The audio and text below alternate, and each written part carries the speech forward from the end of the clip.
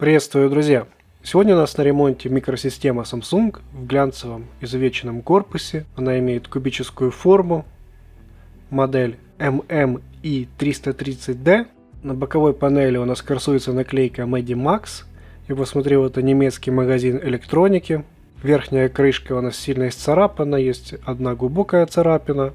Ну и в целом внешний вид у него так себе. Снимаю верхнюю крышку, и внутри нас встречает ожидаемая картина. Импульсный блок питания, усилитель класса D.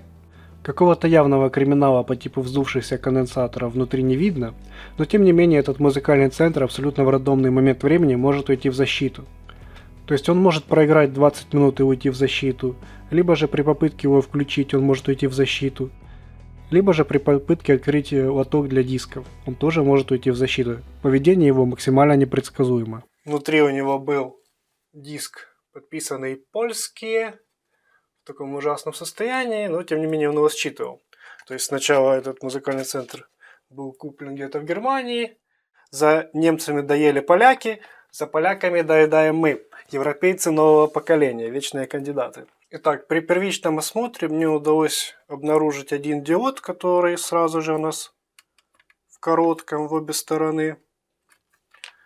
Поэтому буду начинать с блока питания.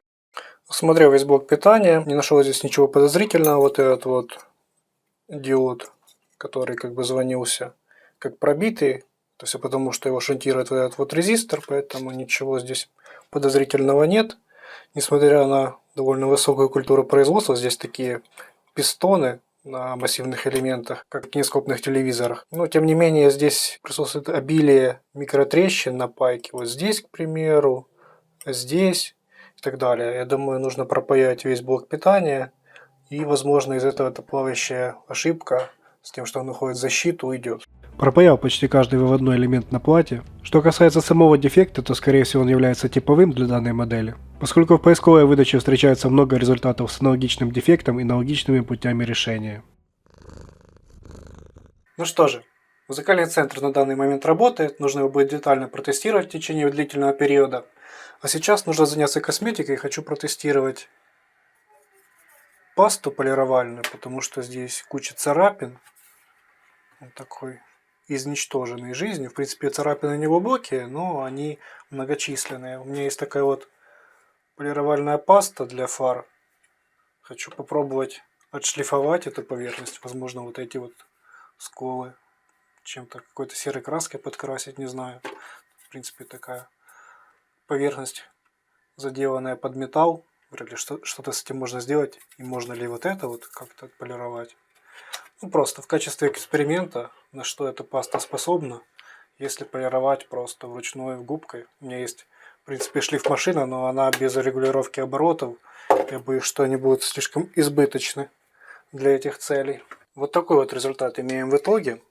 Конечно же, самая печальная верхняя крышка, которая имеет глубокие царапины, напрочь сдертую краску. Я думаю, чем-то подкрасить, но думаю, это будет еще хуже. Пусть будет честный, так сказать, вид. Да, он не самый благоприятный, не самый красивый, но тем не менее. Отшлифовал все грани, и переднюю, и боковые, и немножко заднюю глянцевую часть. Да, здесь под определенными углами видны царапины. Но даже такая халтурная шлифовка дает вполне себе хороший результат. То есть я даже такого не ожидал. Ну что же, теперь его нужно будет протестировать длительно. И я думаю, на этом все.